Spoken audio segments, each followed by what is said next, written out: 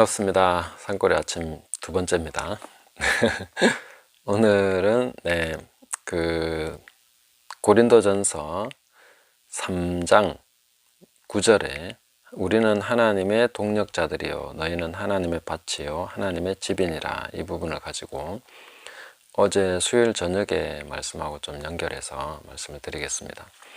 어제 저녁에는 이제 하나님의 일에 대해서, 그 나라와 그 일에 대해서 말씀을 드렸는데, 하나님의 일이라는 것을 우리가 보통 어떤 사역을 한다라고 할 때 뭘 얘기하는 것인가 하는 것을 좀 생각을 하면서, 그 하나님의 일이 좀 뭔가 이렇게 외적으로 뭔가 해내는 것, 뭐 성취하는 것, 이런 쪽으로 많이 생각하게 되는데, 하나님의 일에서 뭐 그런 것이 하나님의 일이 될 수도 있겠지만, 아니라는 것은 아니지만, 그러나 가장 핵심적인 일, 사도 바울이 또 하나님의 동력자다, 함께 일하는 자다라고 말씀하신 대목하고, 그 다음에 로마서 14장 20절에 음식으로 말미암아 하나님의 사업을, 여기서 하나님의 일을 무너지게 하지 말라, 이렇게 말씀하신 것인데, 이 두 가지를 연결해서 함께 생각해 보면, 바로 하나님의 일이라는 것은 각 사람,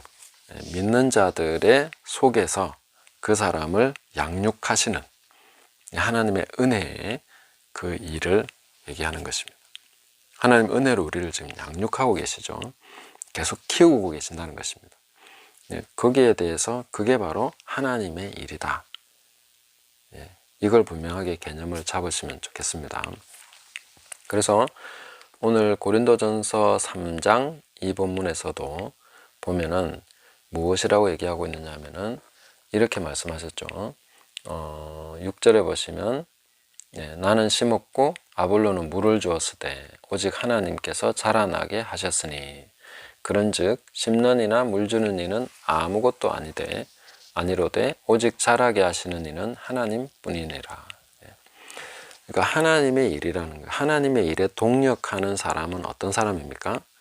하나님이 자라게 하시는 그 생명의 역사에 씨를 뿌리거나 심거나 물을 주는 사람이 바로 하나님의 동력자라는 거죠.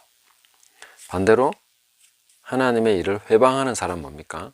로마서 14장을 우리가 참고로 해서 보면은 형제를 판단하고 정죄하고 근심하게 해서 망하게 하는 그런 사람은 하나님의 일을 회방하는 것이죠.